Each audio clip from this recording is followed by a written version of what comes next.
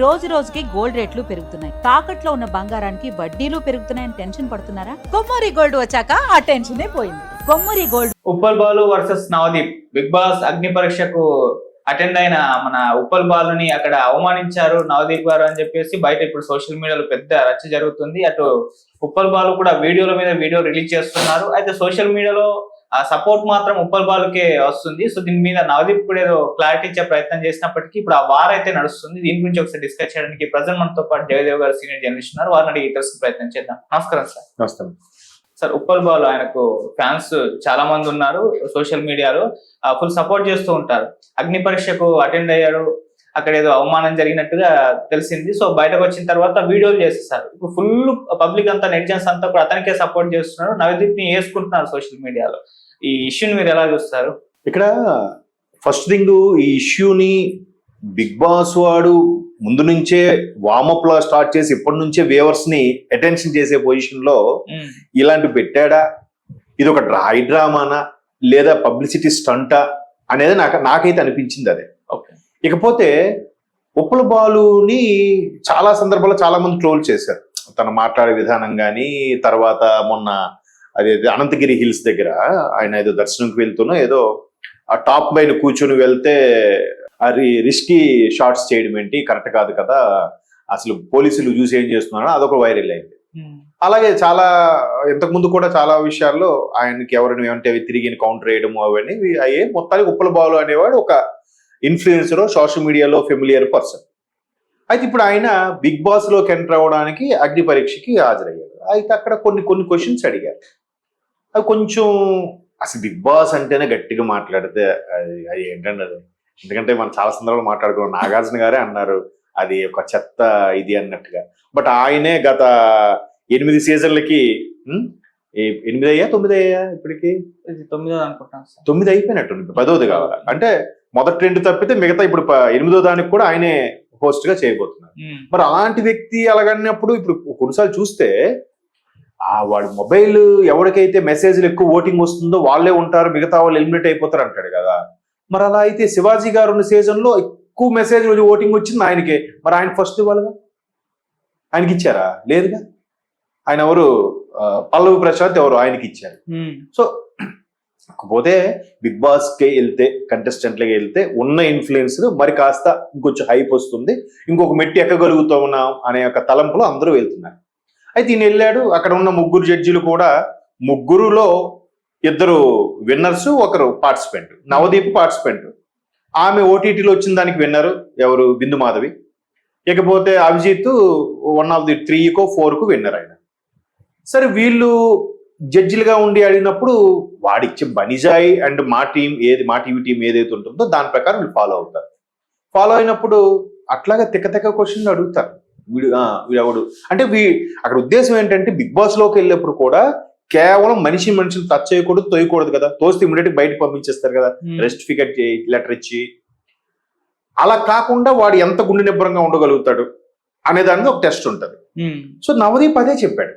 ఇప్పుడు మీ మానసిక పరిస్థితి తెలుసుకోవడం కోసం, మీరు ఎంత స్ట్రాంగ్ గా ఉండగలుగుతారనే దానికోసం ఎక్కడే మేము స్క్రూటింగ్ చేసేస్తున్నాం, మేము అందుకు అలా మాట్లాడుతున్నాం. మీరు ఈ మాత్రం దానికే తట్టుకోకపోతే మీరు అగ్ని పరీక్షకి ఎందుకు రావద్దు. పైపెచ్చు నవదీప్ కూడా చెప్పింది ఏంటంటే, ఇప్పుడు అదే సినిమా వాళ్ళ మీద, నవదీప్ మీద కానీ లేదంటే నవదీప్ తోటి నటుల మీద ఎన్ని ట్రోల్స్ జరుగుతుంటాయి, ఎంతమంది విమర్శిస్తుంటారు. కడుపుతో ఉన్న ఆడవాళ్ళు కూడా వదలట్లేదే. ఇప్పుడు రామ్ చరణ్ గారి భార్యని, ఆవిడ ట్విన్స్ కనక ముందు ఆవిడ మీద కూడా కౌంటర్స్ చేశారు. దాని మీద లావణ్య త్రిపాఠి గారు సీరియస్ అయ్యారుగా. ఏంటిది, వాళ్ళు మానసికంగా ఎంత ఆందోళన చెందుతారు కడుపుతో ఉన్న స్త్రీ మీద ఇలా చేస్తే. సో ఇక్కడ అలాంటి ట్రోల్స్ తో పోలిస్తే నవదీప్ లైట్, ఏం కాదు అనుకో. బట్ అందరి మనస్తత్వం అలా ఉండొచ్చు, ఉండకపోవచ్చు. సో ఉప్పల్ బాలుకి వాళ్ళ జడ్జిస్ అలా అనడం కరెక్ట్ కాదు కదా. కరెక్ట్ కాదంటే అది కూడా హైపే. నేను ఇంతకుముందు చెప్పానే, ఎక్కువగా మెసేజ్లు ఎవరికైతే వస్తే వాళ్ళని ఉంచుతున్నాడా అంటే లేదని. ఎవడైతే ఎక్కువ ఆర్గ్యూ చేసి గొడవకు దారి తీస్తున్నాడో వాడిని ఉంచుతున్నారు. మీరు అబ్జర్వ్ చేయండి. లాస్ట్ టైం ఒక సీరియల్ ఆర్టిస్ట్ విన్నర్గా అయ్యాడు. ఆ పేరు మర్చిపోయాను. అంటే కావ్య, తను నిఖిల్ కావ్య నిఖిల్ అయినప్పుడు ఆ నిఖిల్ కదా గెలిచాడు. నిఖిల్తో పాటు ఇంకో అబ్బాయి ఉండేవాడు, కన్నడవాడే, గెడ్డాలు వేసుకొని. వాడు చాలా యారగెంట్గా ఉంటాడు. ఆఖరికి ఆడెవరో డాక్టర్ వస్తే డాక్టర్ పేరు తెలియదు, జిమ్ ట్రైనర్ కమ్ డాక్టర్ అని, ఆయనకి ఇలా చెయ్యి తోసాడు కూడా ఒక ఎపిసోడ్ నేను చూశాను. మరి ఆడు బయట పంపించలేదే.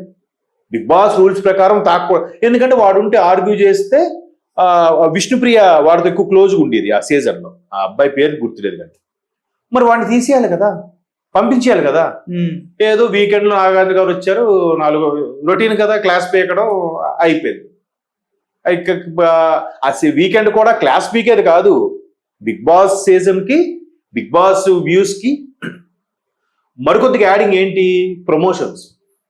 సినిమా వాళ్ళు ప్రమోషన్స్ వస్తున్నారు కదా ప్రతి వీకెండ్లో. ఆ వీకెండ్లో రిలీజ్ అయ్యే సినిమాలు ఎవరో ఒకరు వస్తారు, నాగార్జున గారు వాళ్ళతోనే సగం ఎంటర్టైన్మెంట్గా గడిపేస్తారు, అయిపోయింది. అంటే ఇక్కడ చెప్పరావడం ఏంటంటే ఇలాంటి బిగ్ బాస్కి ముందు వెళ్ళేటప్పుడు అన్నిటికీ సిద్ధపడి వెళ్ళాలి ఫస్ట్.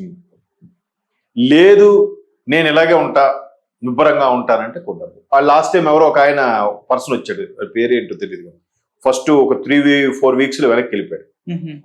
బిగ్ బాస్ దీనికోసం గుండు కూడా కొట్టించుకున్నాడు, పేరు గుర్తులేదు. మరి ఆయన ముక్కుసూటిగా ఉన్నాడు, యథార్థం చెప్పేవాడు, అది ఎవరికి నచ్చలేదు. నచ్చపోయేసరికి అందరూ ఆయన్నే నామినేట్ చేశారు, నమస్కారం అనుకున్నాడు, వెళ్ళిపోయాడు, అంతే. జరగదు అనుకున్నప్పుడు అసలు వెళ్ళొద్దు. టొప్పాసు అని అన్నారు చాలా మంది, ఆ టొప్పాసు అన్నప్పుడు మీరు ఎందుకు వెళ్ళాలి? వెళ్ళిన తర్వాత నాకు అవమానం జరిగింది, నన్ను ఇలా అడిగారు అని అంటే ఇది ఒక పబ్లిసిటీ స్టంటా? కాదు కదా. మీరు పబ్లిసిటీ స్టంట్ అనుకునే కాన్సెప్ట్లోనే వెళ్ళారేమో మీరు కూడా. ఇప్పుడు ఆయనకి జెండర్ మీద ఏవో క్వశ్చన్స్ ఏవో వేశారంట, బయట నేను ఎపిసోడ్ అయితే చూడలేదు, బయట స్క్రోల్ అవుతున్నవి న్యూస్లో వస్తున్నవి చూస్తే జెండర్ మీద ఏదో అన్నారు, అందుకే ఉప్పల బాలుని చాలా వ్యక్తిగతంగా బాడీ పరంగా షేమ్ చేశారు అన్నట్టుగా. ఇప్పుడు నెటిజన్స్ కూడా మరి నవదీప్కి ఎంత బలుపేంటి, లేదంటే జడ్జిలకు పని పాటు లేదు, వాళ్ళు అందుకే వీళ్ళు ఎక్కడికి సినిమాలు లేవు వీళ్ళకి, అందుకే ఎందులో ఉన్నారు, ఇలాంటివి నెటిజన్స్ భయంకరమైన కామెంట్స్ చేస్తున్నారు. కానీ నవదీప్ చెప్పింది మాత్రం వాస్తవం, మీరు అన్ని డిసైడ్ అయ్యే వస్తారు ఇక్కడికి, వచ్చిన తర్వాత ఫీల్ అవుతుందంటే ఎలా అవుద్ది, తెలిసే కదా. ఇప్పుడు మిలిటరీ ట్రైనింగ్కి వెళ్తున్నారండి, మహిళలు కూడా వెళ్తున్నారు. లేదు మేము అవన్నీ బరువులతో మేము చేయమంటే ముందు తెలియదా? ఒకప్పుడు అంటే తెలియదేమో, ఇప్పుడు తెలుసు కదా.